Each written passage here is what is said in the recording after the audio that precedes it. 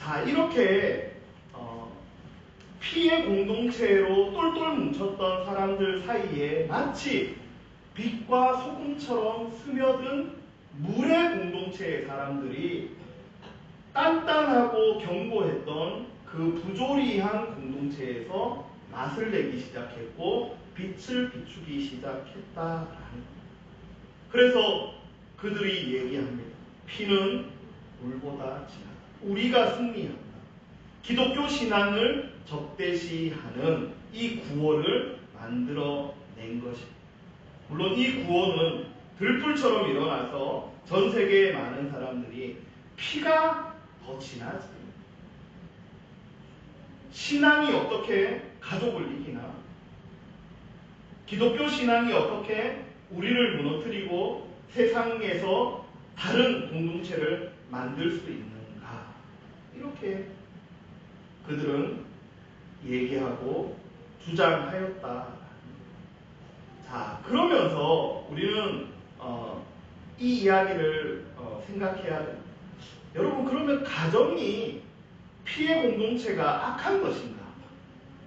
악한 것 아니에요. 왜냐하면 최초의 가정을 만드신 분이 누구시냐? 하나님이세요. 하나님께서 천지를 창조하시고 모든 만물들을 만드시고 그것을 누릴 수 있는 가정을 만들어줬어요. 그래서 최초의 가정의 구성원을 우리가 아담과 하와이다라고 이렇게 얘기해요. 그러나 이것은 100점은 아니에요. 하나님께서 만드시고자 하셨던 가정은 하나님이 가정의 주인이 되는 가정입니다. 그래서 이 에덴 동산의 가정은 아담과 하와만의 가정이 아니라 하나님께서 그 가정의 주인이 되고 호주가 되는 그러한 가정을 하나님이 만드셨다. 그러니까 최초의 하나님은 아버지로서 가정을 만드신 거죠. 여러분, 창세기 제일 처음이 바로 가정을 만드신 하나님. 자, 그런데 이 가정이 깨진 사건이 발생합니다. 이 가정을 보호하는 것은 순종으로 이 가정이 보호가 되게 되어져 있어요. 하나님께서 그렇게 세팅을 하셨습니다. 그래서 아담에게 하나님께서 뭐라고 말씀하셨느냐? 선악을 알게 하는 나무의 열매는 먹지 마라. 요거 안 먹으면 우리 에덴 가정이 깨지지 않고 우리는 이 에덴 가정에서 서로 교제하며 아름답게 살게 된다. 네가 내 말에 순종하는 한 이 가정이 깨어지지는 않는다. 하나님께서 그렇게 세팅해 주신 가정이다. 그런데 아담과 하와가 그 하나님의 말씀에 불순종합니다. 불순종함으로써 이 가정이 깨어져 버립니다. 그런데 가정이 깨어진 것보다 더 심각한 일이 일어났습니다. 이전에는 아버지 되신 하나님께 순종하면서 하나님의 가족으로 살아갔었는데 이 가정이 깨지는 과정 속에서 아담과 하와가 누구에게 순종했냐 하면 뱀에게 순종했다. 우리 말씀을 한번 보도록 하겠습니다. 같이 한번 읽겠습니다. 시작. 여자가 그 나무를 본즉 먹음직도 하고 보암직도 하고 지혜롭게 할 만큼 탐스럽기도 한 나무인지라 여자가 그 열매를 따먹고 자기와 함께 있는 남편에게도 주매 그도 먹은지라. 자, 누구의 말을 들었냐 하면 뱀의 말을 들었다. 그래서 하나님께 순종하면서 하나님의 가족으로 살던 아담과 하와가 뱀의 말에 순종함으로 말미암아 뱀의 가족이 구성원이 되었다. 이것이 인류 최초의 혈연으로 구성된 가족입니다. 혈연으로 구성된 가족. 자, 그리고 어떤 일이 일어납니까? 내가 벗었으므로 두려워하여 숨었나이다. 에덴이라는 가정이 예전에는 하나님과 아름답게 교제하던 가정이었는데 지금은 가정이 불편해요. 하나님을 만날까봐 불편해요. 여러분 사춘기에 접어든 아이들은 거실에서 아빠 만나는 게 불편해요. 그래서 막 피해서 가. 저도 사춘기 때 거실에서 저희 아버지 만나면 이거 어떻게 해야 되지? 인사를 해야 되나? 웃어야 되나? 그냥 무심코 그냥 지나칠 때도 있었어요. 가정은 아름다운 교제가 일어나야 되는데 뱀의 가정에 편입된 이후로부터 에덴 가정이 불편해지고 오히려 두려워지고 하나님을 피하고 싶은 불편한 가정이 되고야 말았다. 이제 더 이상 하나님께서는 그들의 가정의 주인이 되지 않았던 것입니다. 오히려 마귀의 가족이 되고야 말았다. 그래서 성경의 역사는 가정을 빼앗긴 하나님께서 이 가정을 찾아가는 과정을 계속해서 담아내고 있다라는 것입니다. 말씀을 한번 보겠습니다.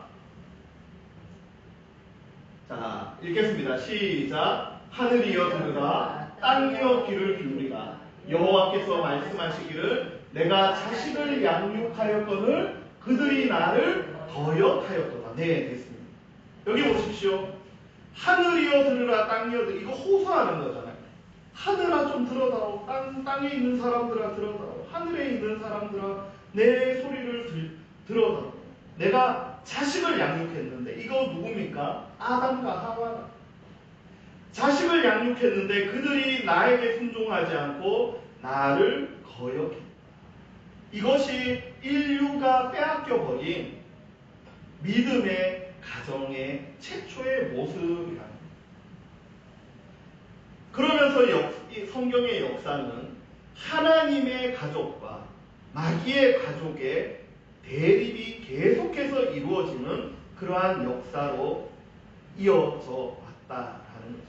그래서 신약의 예수님께서 이 마귀의 정체를 뭐라고 얘기하냐면 아버지다라고 얘기해요. 마귀도 아버지고 하나님도 아버지입니다. 그래서 우리는 하나님을 아버지로 여기는 물의 공동체가 될 것입니다. 아니면 마귀를 아버지로 여기는 피의 공동체가 될 것인가를 결정해야 된다. 예수님께서 이렇게 말씀하셨습니다. 말씀 한번 보겠습니다. 같이 읽겠습니다. 시작. 너희는 너희 아비 마귀에게서 났으니 너희 아비의 욕심대로 너희도 행하고자 하느니라. 그는 처음부터 살인한 자요 진리가 그 속에 없으므로 진리에 서지 못하고 거짓을 말할 때마다 제 것으로 말하나니 이는 그가 거짓말쟁이요 거짓의 아비가 되었음이라. 아멘. 마귀는 아비예요. 그런데 어떤 아비냐? 거짓으로 자기의 자녀들을 끌고 가는 아비. 여러분 사랑하면 거짓말 하지 못합니다. 그 사람에게는 바른 말을 하고 싶고요. 또 그 사람도 거짓말을 하는 것이 아니라 진실을 말하기를 원하는 것. 이것이 사랑하는 자들의 관계 속에 있는 일어나는 자연스러운 이야기입니다. 그래서 부모는 자식이 조금 잘못해도 괜찮지만 거짓말을 하면 어떻게 합니까? 아주 단호하게 처벌을 하는. 우리 아이들도 좀 잘못할 수 있습니다. 그런데 거짓말이라고 생각이 되면 제가 아주 꼬치꼬치 따지고 물어. 그래서 그것이 거짓말이면 아주 얼굴색을 바꿔서 얘기합니다. 거짓말하면 왜 그렇습니까? 사랑합니다. 그런데 이 마귀는 거짓의 아비, 사랑이 없습니다. 그러면서 자기 공동체를 이끌어가고 있다라는 거죠. 그래서 하나님은 진리로 참된 것으로 인도하는 아버지라면 마귀는 거짓으로 이끌어가는 아비라는 거예요. 이 에덴 동산에서 시작된 아버지들의 싸움이 지금까지 계속 이어져 가고 있습니다. 여러분 창세기에 아담의 처음에 두 아들이 있습니다. 가인과 아벨이죠. 가인과 아벨의 이야기 속에서 가인은 질투심에 빠져서 동생 아벨을 살해합니다. 그리고 마귀의 가족으로 편입이 되는 거죠. 그 가인의 가족의 이 족보들을 쭉 살펴보면 성경에서 이렇게 기록합니다. 그들의 가족의 역사를 보면 가인의 가족이죠. 살인자 가인의 가족은 5대가 지나자마자 또 살인을 합니다. 우리 말씀을 한번 보도록 하겠습니다. 같이 읽겠습니다. 시작. 라멕이 아내들에게 이르되 아다와 실라여 내 목소리를 라멕의 아내들이여 내 말을 들으라. 나의 상처로 말미암아 내가 사람을 죽였고 나의 상함으로 말미암아 소년을 죽였다. 어떻습니까? 내가 누군가가 나에게 상처를 줬을 때 어때요? 분노함으로 그 사람을 죽여버렸다. 나의 상함, 나에게 상처가 생겼을 때 분노함으로 그 소년을 내가 죽였다라고 그렇게 말합니다. 여러분, 그것은 다 마귀의 가정에 속한 사람들이 살아가는 삶의 모습이다. 마귀의 가족에 편입한 이 가인의 후손들을 쭉 살펴보면 여러분, 함이라는 사람이 등장합니다. 이 함은 노아 아버지에게 반란을 일으켰던 사람입니다. 아버지의 안식에 그러한 상황을 빼앗으려고 했던 사람이 바로 함입니다. 그러면서 함의 아들 구스가 저주를 받는데 저주를 받고 나서 그의 후손들을 살펴봅니다. 우리 말씀을 한번 보면 같이 읽겠습니다. 시작. 구스가 또 니므롯을 낳았으니 그는 세상의 첫 용사라. 그가 여호와 앞에서 용감한 사냥꾼이 되었으므로 속담에 이르기를 아문은 여호와 앞에 니므롯같이 용감한 사냥꾼이로다 하였더라. 아멘. 구스의 후손, 저주받은 구스의 후손 중에 니므롯이라는 사람이 태어납니다. 그 사람은 속담의 주인공이 돼요. 속담의 주인공. 속담이 뭐냐? 여호와 앞에 니므롯같이 용감한 사냥꾼이로다. 이 속담이 뭐냐? 무슨 뜻이냐면 하나님을 대적하는 자라는 뜻입니다. 그러니까 하나님 앞에서 용감한 사냥꾼처럼 하나님을 사냥하려고 했던, 하나님을 대적한 사람, 그리고 마귀의 가정에 편입된 사람이었다. 그래서 창세기를 시작으로 성경은 계속해서 하나님을 떠나 거짓의 아비이고 또 마귀의 가정에 소속된 자들이 계속해서 등장하고 있는 것입니다. 그래서 여러분, 오늘 본문 요한복음이지만 요한복음은 자녀라는 얘기들이 굉장히 많이 등장하고요. 아버지라는 얘기가 굉장히 많이 등장합니다. 요한복음 17장에는 예수님의 기도 속에 아버지라는 단어가 40번이 넘게. 우리 말씀을 한번 더 보겠습니다. 요한복음 8장 38절에 예수님께서 이것을 정리해 주셨습니다. 같이 읽겠습니다. 시작. 나는 내 아버지에게서 본 것을 말하고 너희는 너희 아비에게 들은 것을 행하느니라. 여러분, 성도와 그렇지 않은 자들, 불신앙의 자들의 삶이 이렇게 출발한다. 성도는 내가 하고 싶은 말 막 하는지 알아요.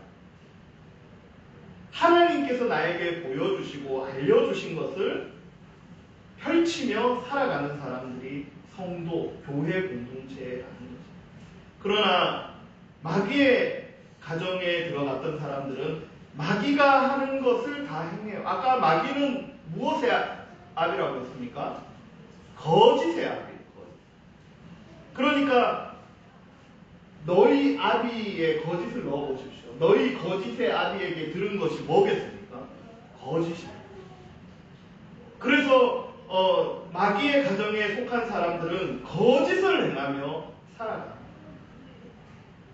하나님이 보여주신 것을 말하는 하나님의 가정에 속한 성도가 있다면 마귀 곧 거짓의 아비에게 들은 것을 행하는 불신앙의 가정이 있다라고 예수님께서 말씀해주고 계십니다. 그래서 예수님께서는 이 세상 가운데 하나님의 가정을 세우시기를 원하셨습니다.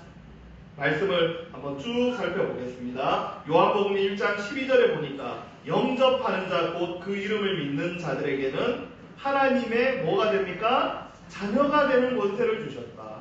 또 다음 말씀 보시면 뭐라고 얘기하십니까? 그 기쁘신 뜻대로 우리를 예정하사 예수 그리스도 말미암아 자기의 아들들이 되게. 하나님은 우리를 자기의 자식으로 아들로 계속 삼으려고 하셨어요. 왜? 가정을 만드시려고 하셨어요. 물로 받는 세례의 의미가 바로 가정으로 연합된다는 의미라는 것. 세례는 예수님과 연합하는 뜻을 가지고 있습니다. 그래서 어떤 사람은 물이니까 죄를 깨끗하게 씻어주는가 보다 라고 얘기하지만 물은 깨끗하게 씻는 것이 아니라 죽이는 겁니다. 여러분 물에 빠지면 어떻게 됩니까? 죽습니다. 그런데 원래 세례는 어떻습니까? 침례교에 가면 목욕탕에 사람을 담궈버립니다. 완전히 누워서. 그리고 그 사람을 그 물에서 다시 끄집어냅니다. 우리가 약식으로 세례를 하지만 환경이 조건이 이루어지면 침례로 해도 괜찮아요. 물속에 들어간다는 의미는 뭐냐 하면 죽는 것. 죽으면 어떤 일이 일어납니까? 세상의 모든 관계는 다 끊어집니다. 특히 어떤 관계? 마귀의 가족에 속했던 관계가 끊어집니다. 그리고 물에서 다시 살아나는 것은 부활을 의미합니다. 새롭게 태어나는 거예요. 그러면 우리에게 세컨드 찬스가 생깁니다. 두 번째. 하나님의 가정이 됩니다. 말씀을 한번 보겠습니다. 로마서 6장 3절. 같이 읽겠습니다. 시작. 무릇 그리스도 예수와 합하여 세례를 받은 우리는 그의 죽으심과 합하여 세례를 받은 줄을 알지 못하느냐. 아멘. 세례가 뭡니까? 예수님은 십자가에서 죽으셨죠? 우리는 세례를 통하여서 물속에 담겨서 죽는 거예요. 예수님만 십자가에서 달려서 죽고 다시 살아나서 우리에게 새로운 생명을 주셨다 이거 아닙니다. 예수님도 죽고 세례를 통하여 예수님과 똑같이 연합해서 우리도 죽습니다. 그래서 세상의 모든 관계들이 다 떼어져 버리고 그 이후에 어떻게 됩니까? 예수님이 부활하실 때 연합했으니까 예수님이 부활할 때 우리가 다시 살아나는 말씀을 한 번 더 보겠습니다. 그래서 우리는 어떻게 됩니까? 부활과 같은 모양으로 다시 살아나는 넘겨주세요. 자, 그러면서 하나님께서 새롭게 부활한 사람들에게 주시는 정체성이 무엇이냐면 바로 이거예요. 같이 한번 읽어보겠습니다. 시작. 너희는 다시 무서워하는 종의 영을 받지 아니하였고 양자의 영을 받았으므로 아바 아버지라 부르짖느니라. 네. 양자가 된 거예요. 양자. 다시 죽었다가 태어나서 양자, 하나님의 가정에 양자로 편입되는 거예요. 가정으로 들어간 거예요. 그래서 하나님을 예전에는 마귀를 아버지라고 불렀다가 하나님을 아빠 아버지라고 부르게 되는 것입니다. 여러분 이것이 바로 세례의 강력한 물의 능력입니다. 세상 사람은 특히 마귀는 이것을 알기 때문에 피는 물보다 진하다라는 이 격언을 세계 만방에 퍼뜨리게 되었던 것입니다.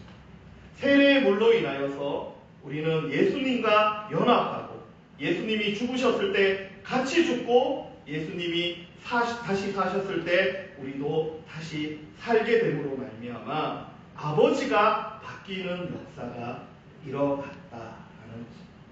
여러분 피로 맺어진 가족이 중요합니다. 저도 하나님께서 피로 묶어준 우리 가족들 다 사랑합니다. 그러나 세례의 물은 다시 살리시는 물이다. 그래서 죽었다가 다시 살아나면 모든 관계가 끊어지고 살아났을 때 다시 관계를 맺게 되는 거예요. 그래서 예수 믿기 전에 여러분 어땠습니까? 저도 예수 믿기 전에 저희 가정이 싫었습니다. 예수 믿기 전에. 저기 경상도 안동의 시골 산골에 태어난 것도 억울해. 나 그냥 조금만 누가 좀 해주면 잘할 수 있을 것 같은 마음이 제 속에 있었어요. 그리고 아버지로 인하여서 저희 가정이 별로 화목하지 못했어요. 그래서 매일같이 어떻게 했느냐? 저번에 지난주에 얘기했나요? 화가 머리끝까지 닿아서 매일 살았어요. 초등학생 때. 성격도 삐뚤게 나가고 정말 사는 게 사는 것이 아니었어요. 그런데 예수를 믿고 세례를 받고 나서 관계가 새로 만들어지기 시작했어요. 아버지를 이해하려고 하고 사랑하려고 하고 하나님께서 이 가정에 나를 보내어주신 이유를 찾기 시작했던 거죠. 이게 뭡니까? 세례의 물의 능력이라는. 이것이 뭡니까? 하나님의 가정으로 편입된 자가 살아가는 삶의 방법이라는 거예요. 저는 이것을 영적인 재부팅이라고 얘기해요. 우리 컴퓨터 하다가 렉이 걸려서 막 컴퓨터가 안 되면 리셋해버리거나 껐다가 다시 키잖아요. 재부팅하면 다시 되는 거죠. 이것이 세례의 물을 통하여 주신 하나님의 복이라. 세례 안 받으신 분은 세례 이제 올해 우리 정한이 성도님도 세례를 받으시고 세례를 받고 하나님의 가정에 편입되면 이러한 은혜와 복들이 우리 삶 가운데 있게 됩니다. 말씀의 결론을 맺겠습니다. 그리스도인의 정체성은 세례의 물을 통해서 확립되는 것입니다. 그래서 세례를 통하여 죽었다가 하나님의 자녀로 다시 살아날 때에 세상에 내가 가졌던 모든 관계들이 다시 연결되고 되어진다라는 회복의 관계죠. 가정에 대해서 내가 저주하며 살았다면 가정을 사랑하는 관계로 다시 회복되는 나라 이놈의 나라라고 얘기했던 사람이 세례를 받으면 나라를 사랑하고 나라를 위해서 기도하게 되는 거죠.